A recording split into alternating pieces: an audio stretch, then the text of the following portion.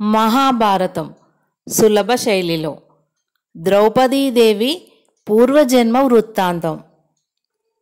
ద్రుపదపుత్రి నిశ్చలంగా ప్రేమగా ఆ అన్నదమ్ములైదుగురి వంకే చూస్తూ ఉన్న సమయంలో దివ్య శరీర తేజస్సు దశలెల్లడ కాంతి పుంజాలను నింపుతుంటే ప్రశాంత వదన బింబం నుండి చిరునవ్వు వెన్నెలను చిందిస్తూ వేదవ్యాస మునీంద్రుడు అక్కడ సాక్షాత్కరించాడు. పాండవులు కుంతి ఆ మహాత్మునికి నమస్కరించగానే చెయ్యెత్తి వారిని ఆశీర్వదించాడు. ద్రుపదుడు ఆసనం నుండి లేచి ఆ మహర్షికి ఆర్ఘ్యపాద్యాది విధులను నిర్వర్తించాడు. బంగారు గద్దె మీద సుఖాసీనుణ్ణి చేశాడు. స్వామి, మీ మనుమలైన పాండునందనులు క్రూరాత్ములైన కౌరవుల దుష్ప్రయత్నం నుండి తప్పించుకొని మనందరికీ మళ్ళీ కన్నుల పండువు చేశారు. చివరకు నా తపస్సు పండి మన అర్జునుడు నా పుత్రిని వీర స్వయంవరంలో గెలుచుకున్నాడు. దివ్య జ్ఞాన సంపన్నులైన తమకు తెలియని అంశాలు ఏమీ ఉండవు. ప్రస్తుతం మేము చిక్కుకున్న ధర్మ సంకటం నుండి మమ్ములను విడదీసి కర్తవ్యం బోధించి మమ్ములను కృతార్థులను చేయండి అని ప్రార్థించాడు ద్రుపదుడు. సర్వజ్ఞుడైన ఆ మునితల్లజుడు స్నిగ్ధ గంభీర చిరునవ్వు వెలిగించి, రాజశేఖర, మీ అందరి మనోభిమతాలను గుర్తించే నేను ఇక్కడికి వచ్చాను.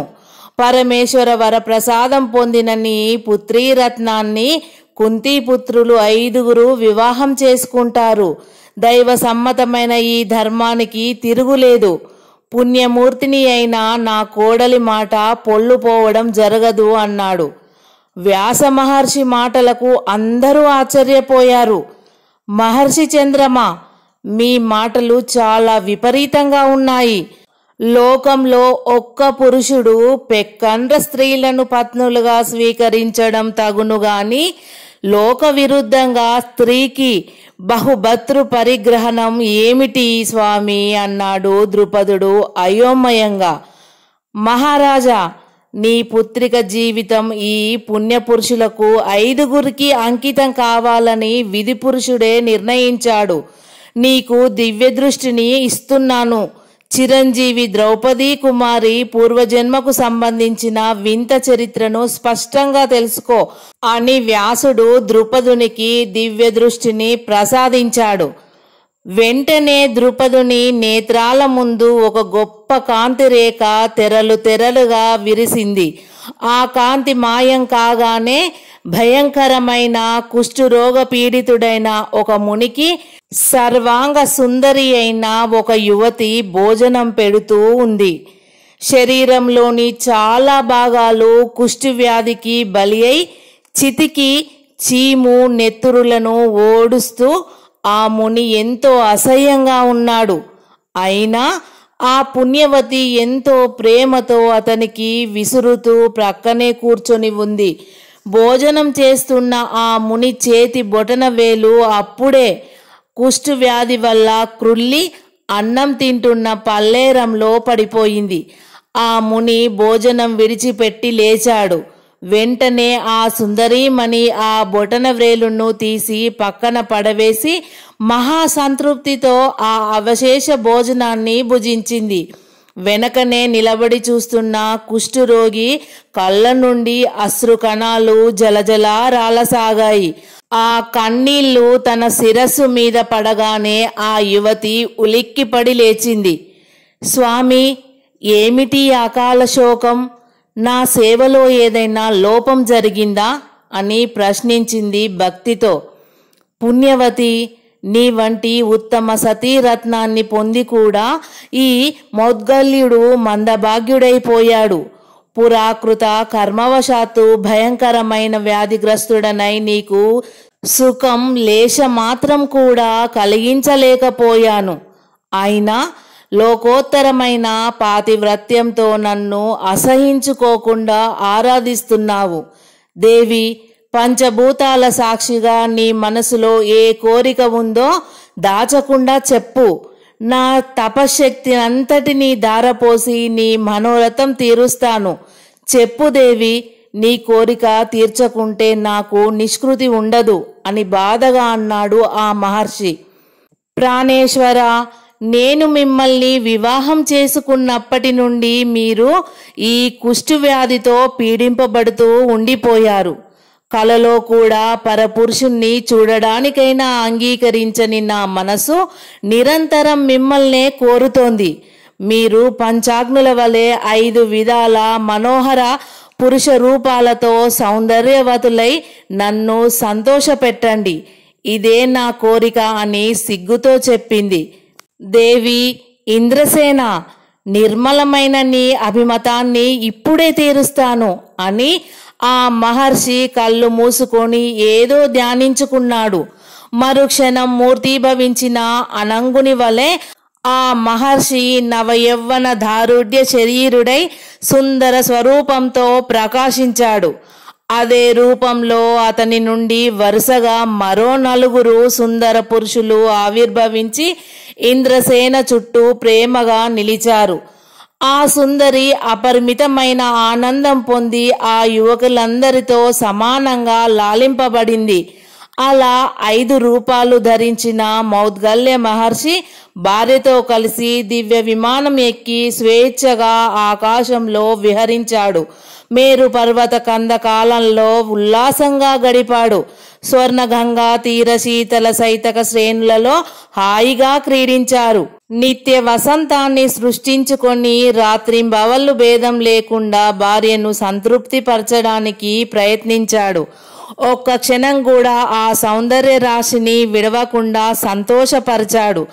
ఆ మహాక్రీడలో ఎన్నో వేల సంవత్సరాలు గతించిపోయాయి. అంతటితో మౌద్గల్యుడు భోగ విముఖుడై విరక్తి చెంది ఉగ్రమైన తపస్సు చేసి శరీరం విడిచి బ్రహ్మ సాయుధ్యం చేరుకున్నాడు. ఇంద్రసేన మాత్రం కామోపభోగాలతో తనవి తీరక తన్ను సుఖానంద డోలికల్లో ఉర్రూతలూగించిన తన ప్రియభర్త 5 స్వరూపాలను నిరంతరం స్మరించుకుంటూనే కాలధర్మం చెందింది. మరు జన్మలో ఆ యువతి కాశీరాజు కుమార్తె అయి జన్మించింది. ఆ బాలిక యుక్త వయసు రాగానే తనకు నచ్చిన వరుడు ఎవ్వడూ కానరానందున తండ్రిని ఒప్పించి అడవికి వెళ్ళిపోయింది. అపురూప వరుడైన మనోహరుణ్ణి ప్రసాదించమని పరమశివుణ్ణి గురించి ఘోరంగా తపస్సు చేయడం మొదలుపెట్టింది.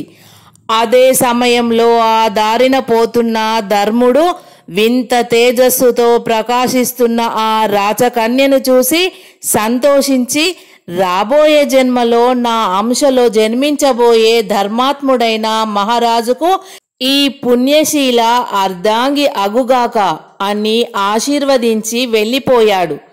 కొన్ని మాసాలు గడిచిన తర్వాత సర్వవ్యాప్తి అయిన వాయుదేవుడు ఆ యువతీమణి చిత్తశుద్ధికి మెచ్చుకొని ఈ సౌభాగ్యవతి వచ్చే జన్మలో నా పుత్రుణ్ణి వరించుగాక అని దీవించాడు. మరికొంతకాలానికి ఇంద్రుడు వియన్మార్గంలో వెళుతూ దేదీప్యమానంగా తేజోమూర్తిని అయి వెలుగుతున్న ఆ క్షత్రియ కన్యను చూసి సంతృప్తిపడి ఈ ఉత్తమ కన్యామణి మరుజన్మలో నాకు కోడలు అవుగాక అని దీవించి వెళ్ళిపోయాడు. మరికొంతకాలానికి అశ్విని దేవతలు ఆ కోమలాంగిని చూసి ముచ్చటపడి ఈ శుభాంగి వచ్చే జన్మలో మా అంశతో జన్మించే మారసుందరులైన రాకుమారులను చేపట్టుగాక అని అనుగ్రహించారు. ఆ యువతి బాహ్యజ్ఞానం విస్మరించి శీతోష్ణ బాధలను లెక్క చేయకుండా ఒంటికాలు మీద నిలబడి అలా ఎంతో కాలం పశుపతిని గురించి ఘోరమైన తపస్సు చేసింది. పరమేశ్వరుడు ఆ భక్తిరాలి తపోదీక్షకు మెచ్చుకొని ప్రత్యక్షమయ్యాడు. రాజపుత్రి, మహర్షులకు కూడా సాధ్యం కాని ఉగ్రదీక్షతో నన్ను మెప్పించావు. ఏం వరం కావాలో కోరుకో తల్లి అని అడిగాడు ఈశ్వరుడు.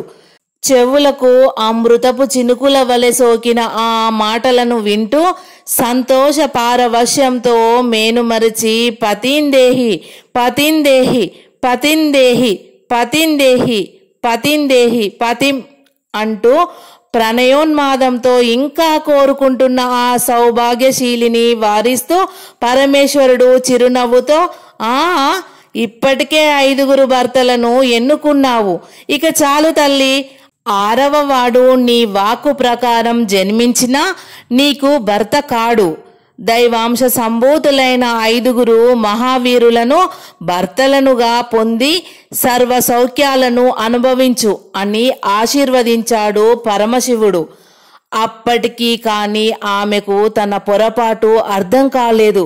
జాలిగా పరమేశ్వరుణ్ణి చూస్తూ, దేవా, నిరంతర భర్తృ స్మరణతో నా నాలుక అవధులు దాటింది. లోక విరుద్ధంగా నేను 5 పురుషులకు ఎలా ఇల్లాలిని కమ్మంటావు? దయచేసి ఈ నా ప్రార్థనను ఉపసంహరించు అంది దీనంగా. సాధ్వి శిరోమణి, నీ వాక్కు ఫలించకపోతే సృష్టే తారుమారైపోతుంది. నిన్ను మనసుతో నీ కోరికను తీర్చాను. ఆ తీర్పును తిరిగి ఉపసంహరించడం అసాధ్యం. వచ్చే జన్మలో నీకు భర్తలు కాబోయే వ్యక్తులు సామాన్యులు కారు. దైవాంశ సంభూతులై తరతరాల మానవ చరిత్రలలో ఆదర్శప్రాయులై ప్రకాశించబోయే మహాపురుషులు. వారు 5 అన్నదమ్ములై ఒక ధర్మాత్ముడైన మహారాజుకు పుత్రులుగా జన్మిస్తారు. నిన్ను సమాన ప్రేమతో చూసుకుంటారు. జీవితాంతం వారి ఆదరణ బడిసి ఎంతో సుఖం అనుభవిస్తావు. నీ భర్తలలో ఒకరి దగ్గర నుండి మరొకరి దగ్గరికి నువ్వు వెళ్ళబోయే సమయంలో నీ కన్యత్వం దూషితం కాకుండా యథారీతిగానే ఉండేటట్లు వరం ఇస్తున్నాను. అంతేగాక గత జన్మలో నిన్ను సుఖపెట్టిన నీ భర్త 5 రూపాలు కూడా మరు జన్మలోని ఈ 5 భర్తలలో ఆవేశించి తేజోమూర్తులుగా వెలయిస్తాయి. భూభారం అణిగించేందుకు కృష్ణావతారం ధరించబోయే శ్రీ మహావిష్ణువుకు గారాల చెల్లెలివై అతనితో నిరంతరం లాలింపబడుతూ ఉంటావు. ఇక నువ్వు మరు జన్మలో ద్రుపద రాజేంద్రునికి యజ్ఞగుండం నుండి జన్మించి ధర్మ ఇంద్ర అనిల అశ్వనుల వరప్రసాదంతో జన్మించే పాండురాజపుత్రులను వరిస్తావు. నీ భర్తలు 5 నాకు ప్రీతిపాత్రులై సర్వశుభాలను పొందుతారు. సత్పుత్రవతివై సార్వభౌముల రాణివై వర్ధిల్లు తల్లి అని పరమేశ్వరుడు అంతర్ధానుడైపోయాడు. కాశీరాజపుత్రి యోగశక్తితో అక్కడే దేహం విడిచిపెట్టింది. అంతవరకు కనిపించిన దృశ్యాలు ఆ తర్వాత ఆగిపోయాయి. మళ్ళీ కాంతిరేఖ ద్రుపదుని కళ్ళ ముందు మెరిసి యోగ దృష్టిని చెదరగొట్టింది. ఆ విధంగా తన పుత్రిక పూర్వజన్మ వృత్తాంతం తెలుసుకోగానే ద్రుపద రాజేంద్రుని ముఖం వికసించింది. 2 చేతులు జోడించి వ్యాసునికి నమస్కరిస్తూ, మహాత్మా, మీ కృప వల్ల యథార్థం తెలుసుకున్నాను. ధర్మమూర్తులైన పాండవులకు 5 నా పుత్రిని ఇచ్చి వివాహం చేస్తాను అన్నాడు సంతోషంతో. పాండవులు చిరునవ్వు ముఖాలతో ఒకరినొకరు చూసుకున్నారు. కుంతీదేవి కోడలి శిరస్సు మీద చెయ్యి వేసి ప్రేమగా దువ్వింది.